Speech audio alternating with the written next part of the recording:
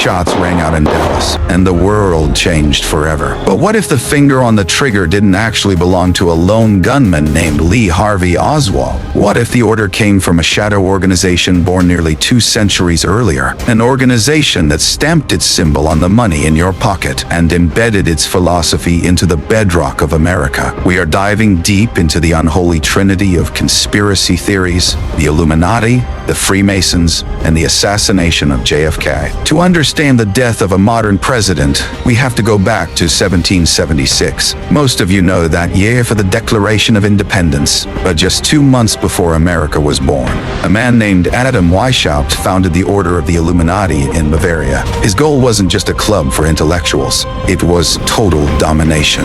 Weishaupt wanted to abolish governments, abolish private property, and abolish religion, replacing them with a singular rule of reason. Sounds familiar? It sounds like the blueprint for a new world order. Now, here is where history gets blurry. The Illuminati was officially disbanded by the Bavarian government in 1785, or so they said. Many historians believe they didn't disappear.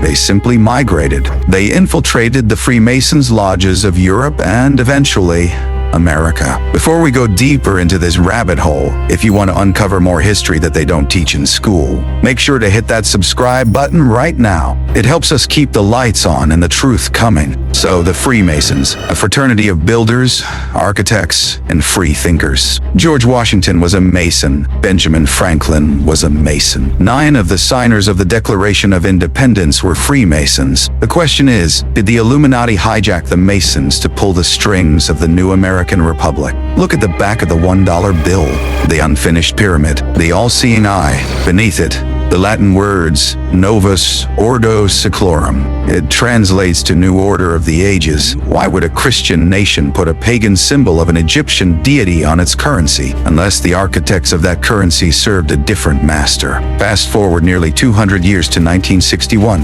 President John F. Kennedy enters the White House. He is young, charismatic, and crucially, he is not part of the inner circle. On April 27, 1961, JFK gave a speech to the American Newspaper Publishers Association. Listen to his exact words. "For we are opposed around the world by a monolithic and ruthless conspiracy that relies primarily on covert means for expanding its sphere of influence." He talks about infiltration instead of invasion, subversion instead of elections. Mainstream historians say he was talking about communism, but conspiracy theorists hear a warning about the secret societies running the show from the shadows. What do you think? Was JFK warning us about the Reds, or something much closer to home? Drop a comment below with your theory. Here is where the plot thickens. JFK didn't just talk. He acted. He signed Executive Order 11,110. This order gave the Treasury Department the power to issue silver certificates against silver bullion. In plain English, he was stripping the power away from the Federal Reserve. The Federal Reserve,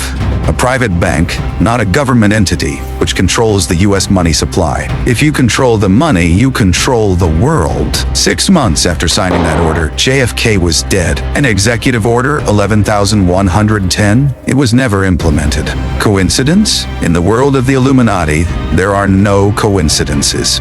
Then came the Warrant Commission. They gave us the magic bullet theory, a single bullet that caused 7 wounds in 2 men, shattering bone, and exiting in pristine condition. Physics says impossible. The government said, case closed. Why does this theory refuse to die? Why 60 years later are we still talking about grassy knolls and triangular eyes? Because the alternative is terrifying. If a lone nut with a mail-order rifle can take out the most powerful man on Earth, then the world is chaotic. It's random. It's meaningless. But if it was the Illuminati, if it was the Masons, then at least there is a plan. Even if it's an evil plan, it means someone is in control.